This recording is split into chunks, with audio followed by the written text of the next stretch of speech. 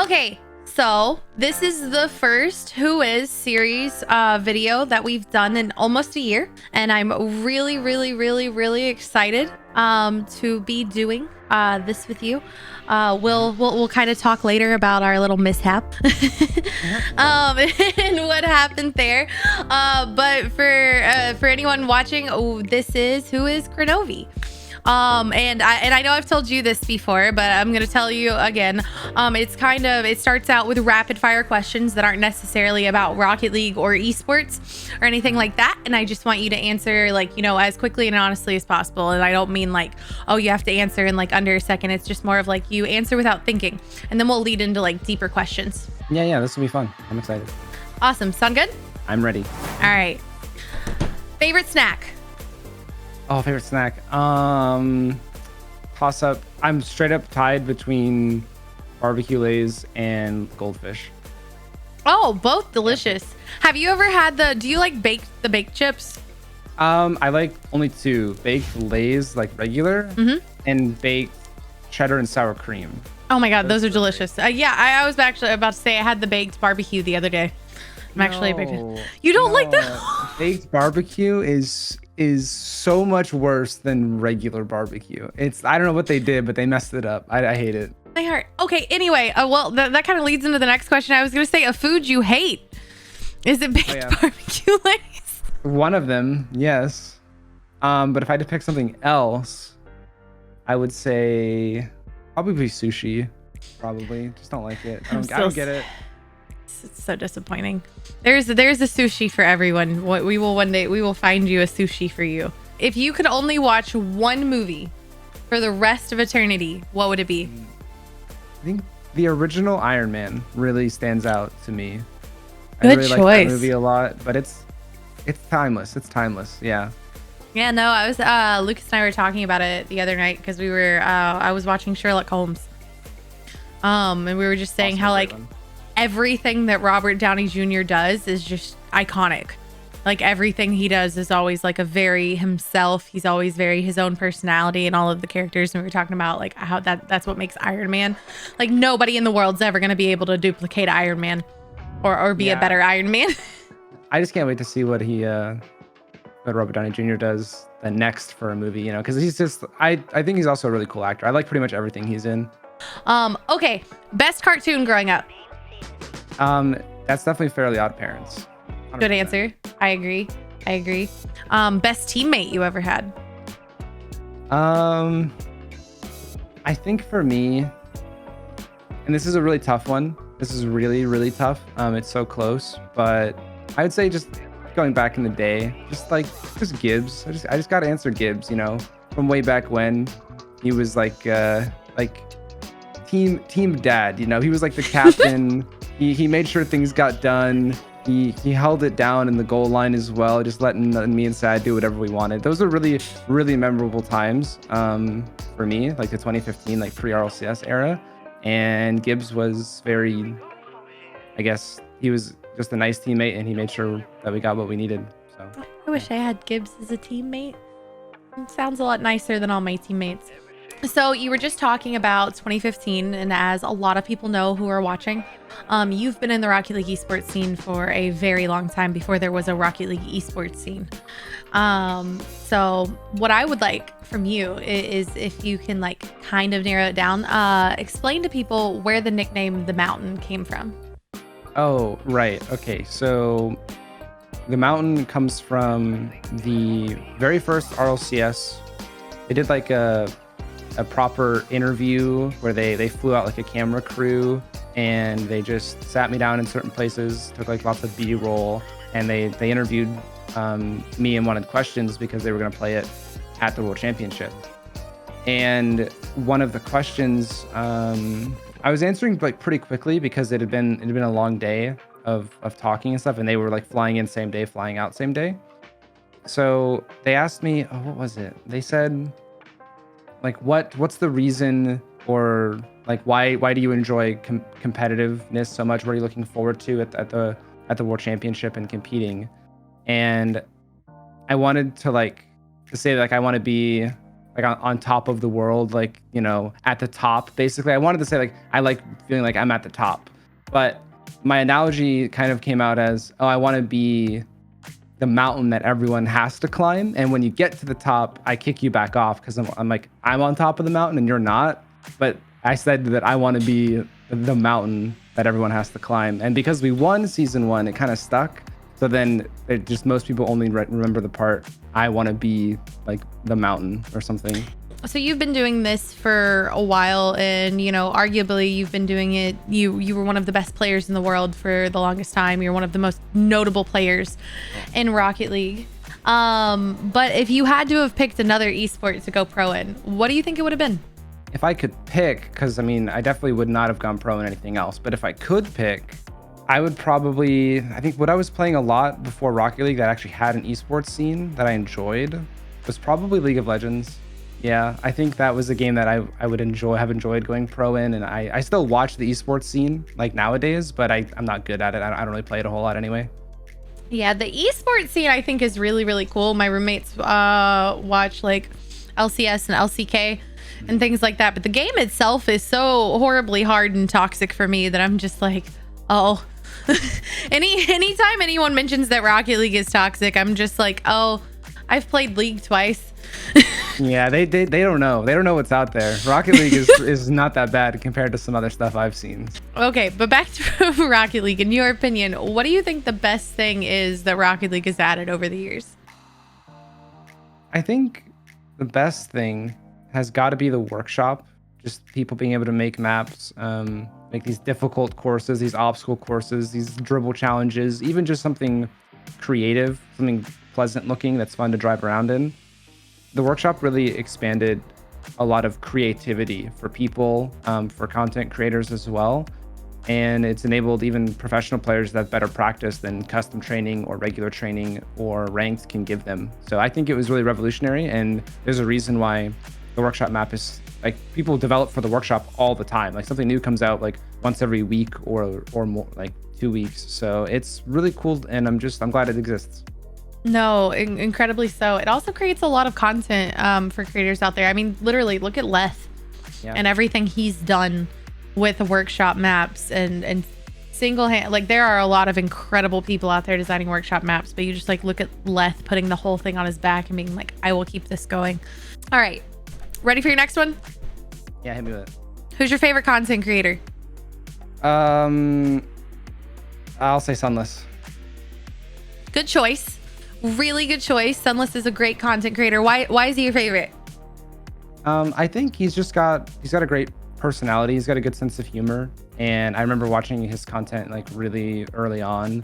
He had made a very like good first impression when I talked to him, and just he was so likable, honestly, from the get-go. And his content's just been great. His videos are well crafted. He doesn't like put out content all the time. He's not like pumping out random low quality videos. It's you know, when his video comes up in your feed, that you should click on it because you're going to be missing something like revolutionary or something funny or something with high quality. Quality over quantity, while still putting out a lot of quantity. Yeah, the thing is, he still uploads a ton. So yeah, it's not like he doesn't upload. It's like those once a month like YouTubers. He puts out just a ton of content. He works really hard. Yeah, no, he does, and he really does have one of the best personalities, I think, in like Rocket League YouTubers. Shout out to all Rocket League YouTubers, you rock. I'm just saying that you all need to step it up like 3 notches to get on Sunless level personality. Yeah, the bar was set pretty high. So you have gotten to go to a lot of RLCS lands over the years, and you've also, you know, just existed. So what I would like to know is, what is your favorite place that you have ever traveled? And it can be thanks to a Rocket League LAN, or it can be not thanks to Rocket League LAN, or you can have 2 separate answers. Doesn't matter to me. Definitely got to travel a lot because of Rocket League. I wouldn't have traveled really at all without it. But I think the most memorable experience of just the area I was in was probably traveling for the second 12 Titans 1v1 tournament. Everybody got sent to Glasgow in Scotland, and it was really cold. This was like in January or something, so it was super cold, but I didn't really care because the city was just really cool. Seeing all like the old buildings, but you go inside and it's like brand new store. Like one of the buildings looks like this really old, ancient, just massive old cathedral looking building, and you go inside and it's a modern mall, and it was really cool to see. I want to visit Scotland so bad. I really want to. I'm hoping to like go to London land and then like do like a tour of like Scotland and London Ireland. is a second close for me. I really enjoyed being in London, so you should definitely do that. You would like that. You have gotten to watch a lot of players come in and out of Rocket League over the years. You being one of those first, breakout huge stars, one of those names that everyone knows and that will probably always know for as long as Rocket League is around. And it's really incredible to watch that because people know who Crow is, people know who Kronovi is, people know who the Mountain is.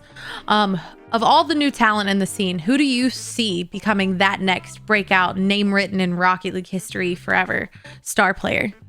That's tough. I mean, I think a lot of the players that are like good right now are currently writing their names, and the people that are up next, they kind of have to just step aside and like let these people, dominate tournaments. It's like they're almost like waiting their turn. I feel like we're in between that like next. Everyone's talking about, oh, this is the next generation player, and for me, I actually think even though they've been in this scene for a while, rather, they're not like really on the bubble or anything right now. They've been around for about a year or two. I think First Killer still has so much potential to show, and he's still very young. I mean, he entered RLCS the moment he turned 15, which doesn't happen often. I think Daniel is also like, basically those two have baby players, so much potential. Yeah, they have so much potential. They're so good and they're so young that it's really just a matter of time before they etch their name like permanently. Yeah, I agree. I think when you think, and that's crazy to think about, and maybe it's just a generational thing with esports, but when you look at those two really being names that are always in people's mouths, names that you hear about when you think of iconic things happening currently in Rocket League, they're so young. This is just the beginning for them. They have years. They have years to play Rocket League. They have years to do things in this esport. So it's crazy with how much people talk about them already and how much we've seen them do. Like you said, with Jason, with First Killer, like he's been in here for like a year or 2 years. You know what I mean? Daniel just came into the scene before you got into RLCS, before you started playing professionally, before Rocket League even came around. You were playing SARP. Yep. Every day. Yeah, you are one of the OGs. So you tell people how you started playing. So originally, I had only been playing the demo. I just downloaded a bunch of demos on my PlayStation 3 because I didn't really buy that many games. Like my parents, at the beginning, like I really liked gaming, but they wanted me to go out, do things, be active, be involved in sports, stuff like that. They didn't like me sitting in front of the TV all day like I really wanted to. So I didn't really get to buy new games all that often. Yeah, don't worry. They've done a complete 180 now. I changed their mind. I was like, I doubt they're still like, God, will you just stop and put the game down? No, now they're like, when are you streaming next? Because I want to watch. So it's great. I really won them over.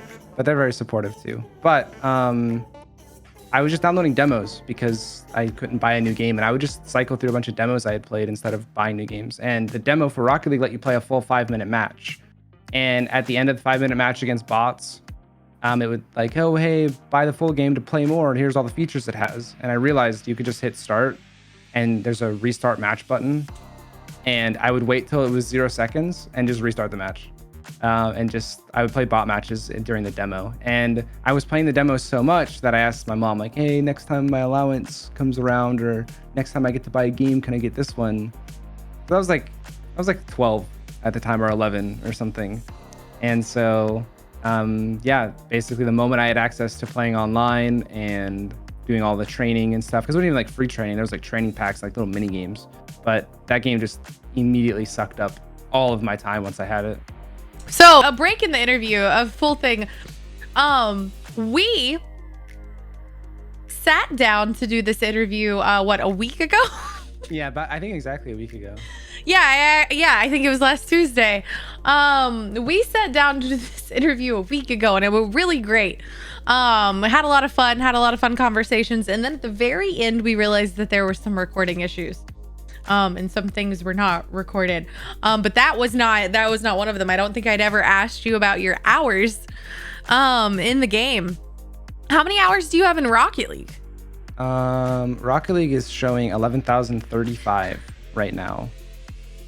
I'm never, okay. How many? Never mind, because that's not a fair question. Because, like you said, you had 10,000 hours in SART before you even played Rocket League. Like, I'm never gonna base like people. I might be exaggerating. I don't know, because I can't track console hours. But Fair. I was playing a lot. Like, I come home from school, I'm immediately playing. So I probably put in just as many hours per day in that as I do in Rocket League per day. And 2009 to like, I took a small break to like almost 2015, like 2009 and half of 2015. Like, that's a long time. The esports scene in Rocket League alone like has really, really grown over the last couple years. But you're one of the few people who were around before it even existed. What's it been like to watch this esports scene evolve? Firstly, I just gonna be more proud of where the esport has gone and all the work Psyonix has put in to really push this game to the max, to really get it in front of people. And the amount of work that professional players put in every day to make sure they're playing their best and to push the limits of the game itself for our viewing entertainment. It's really not, I didn't expect it to blow up the way it did.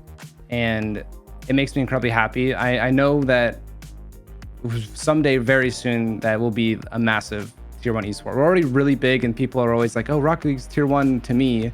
And I hear that like all the time, but there's some like arbitrary, oh, it's not tier 1 yet, but it could be. It has so much potential. Yeah, for a game that in the competitive aspect is as hard as it is with Rocket League and so like unique.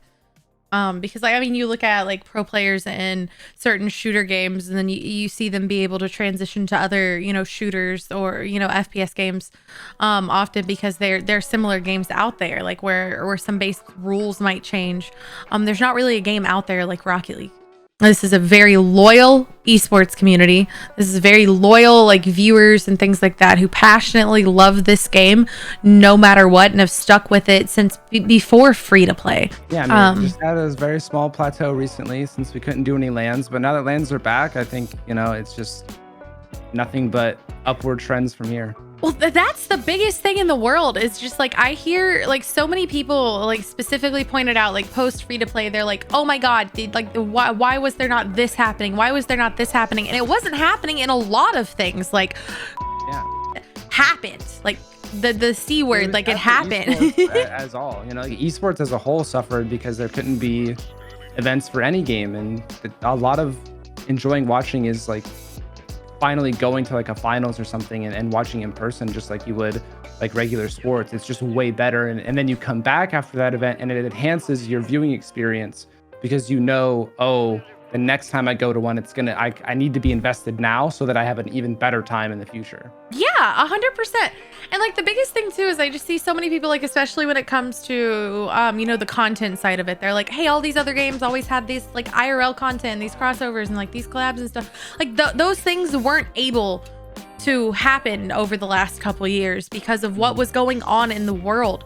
And if you notice, the second lands came back, you saw this conversation. You saw all the conversations start again. You go, people like craving over like, oh, I can't believe I missed it. I'm never gonna miss it again. I can't believe I didn't go. I'm gonna make sure I'm at the next one. Oh, so much fun seeing these creators collab and do all of this stuff. Yes, that is what people would have been doing happily the last couple years. But we couldn't. But none of that matters. Like the last 2 years doesn't matter. Like what it matters is like a Rocket League content creator, or specifically like out there is like, now is your chance. It does not matter that the last 2 years happened. Like if you look at Minecraft, like Minecraft specifically, I think I talked about this in an old interview a while back, but I'll say it again because it's the biggest example that people forget. Minecraft has been around forever. Yeah, I played the beta. Yeah. That makes me feel old, like really old. Like Minecraft was around for the longest time. And even probably like 5 years, 6 years ago, 5 years ago, it was a game for kids. Like it was a game for little kids, and like if you played Minecraft, oh my god, you were just a little kid who liked Minecraft and you liked playing with blocks and things like that. And it is not a game that you think would be what it is right now. But Minecraft as a like game in esports and like Twitch and YouTube and stuff carries gaming. Minecraft Let's Play that literally got so much of Minecraft gaming, or just gaming in general, started. Just people posting their yeah, and you think about the creator, and it took creators looking at a game that was for kids, that had been out for a long time, for years, and going, hey, I want to do different stuff with this. With everything going on, as you just look at it and you're like, hey, Rocket League's been out for a while, but now there's all this opportunity again. Lands are coming back. People are talking about it again on social media. You're seeing upticks on YouTube. You're seeing upticks on Twitch again. It's back. Now is your chance. Take it and run with it. Like keep the game you love alive. Like that's what you're doing as a content creator, is creating content. Kind of, it's getting to be an old game. You know, we're getting there, because it released in 2015. It's been out almost 7 years now. Yeah. That is crazy to think about. Jesus. Yeah, I feel like I have gray hairs all the time when I talk about Rocket League history. Well, speaking of your gray hairs, you retired. Mm-hmm. It was like the perfect little. I was like, oh, should I do this? No, you retired back in January. You announced that you were stepping down from the Rocket League pro scene. And as somebody who'd been here since before the beginning, how did it feel taking that step? It took a lot of mental preparation, but once I took the step, I felt a massive weight off my shoulders. I think I'm definitely the type of person to just put a lot of pressure on myself. And the biggest thing that stressed me out when I was ever on a pro team was just, if I didn't win, I would be disappointing somebody. I cared less about disappointing myself and more about disappointing others sometimes. Yeah. So when things were good, they were great, and when things were bad, they were really bad. So it was just really stressful, and all that stress is gone now, because on content, you're on your own schedule. You can do what you want to do. And I still enjoy being competitive. I still play ranked all the time. I like pushing leaderboards. I like signing up for little tournaments and things for fun, but I don't really want to play in the whole RLCS esports ecosystem. I think it's too stressful for me, and I kind of stopped enjoying it. And I really enjoy working alongside a passion, and Rocket League is my passion. Any aspect of Rocket League really is.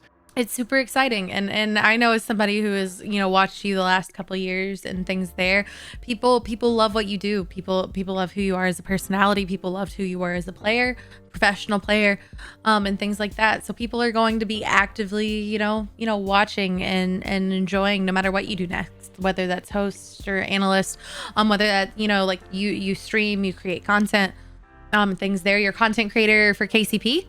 For the people who didn't catch that Pioneers thing earlier, but people love to watch you do what you do, and we're all, including myself, a big fan. Very excited to see what it is you do next. No, this was wonderful.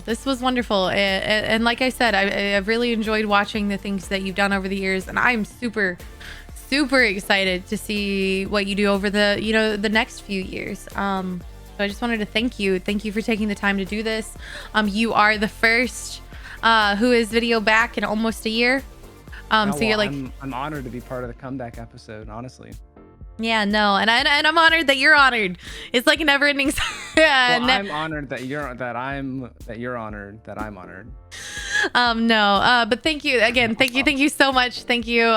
This has been absolutely wonderful. But before we go, since people aren't going to be seeing you on the pitch anymore, when it comes to RLCS, tell everyone watching, those of you who are still here, thank you so much for being patient the last year. I love you. Tell everybody where they can find you. You can find me streaming on Twitch over at twitch.tv/Kronovi, or drop a follow on Twitter at KronoviRL. Those are my two most common platforms to see my content. Awesome, and I hope everyone does that. And like I said, we're super excited to see what you do from here. Thank you again for doing this, and thank you everyone who's watched. We'll see you next time.